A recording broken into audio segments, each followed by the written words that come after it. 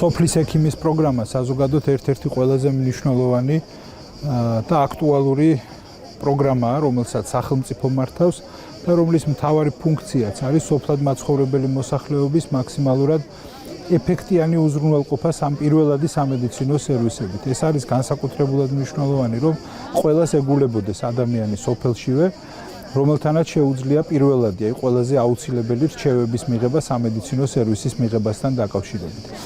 არანაკლებად მნიშვნელოვანია კვალიფიკაციასთან ერთად თვითონ ექიმებისა, რომლებიც არიან საკმაოდ კვალიფიციური ექიმები, რომ ისინი გამართულ ინფრასტრუქტურაში ახორციელებდნენ თავიანთ ფუნქციებსა და მოვალეობებს. და აი ამ თვალსაზრისით, რა თქმა უნდა, მნიშვნელოვანი ინტერესის საგანია ჩვენთვის, რომ ეს ინფრასტრუქტურა მუდმივად ვითარდებოდეს და ის გამოწვევები, რომელიც არსებობს სამმართველობით ქვეყნის მასშტაბით, მაქსიმალურად სწრაფად იქნეს დაძლეული. შესაბამისად, ერთ-ერთი გამორჩეულად კარგი პროექტი იქნება ის, რაც ხორციელდება იმერეთის რეგიონში, რამდენიმე სოფელში, რამდენიმე მსხვილ სოფელში და ძალიან დიდი იმედი მაქვს, რომ სწრაფად შევძლებთ, რომ რაც შეიძლება დიდი იყოს მოცვა ზოგადად ამ პროგრამისა რეგიონების მასშტაბით. Daახლოებით 20 წელი ამ სოფელში ვმუშაობ.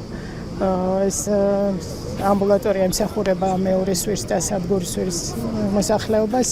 რა თქმა უნდა, ძალიან მნიშვნელოვანია ამ ახალი ამბულატორიის მშენებლობა ამდენი წლების შემდეგ სოფლის მოსახლეობისთვის.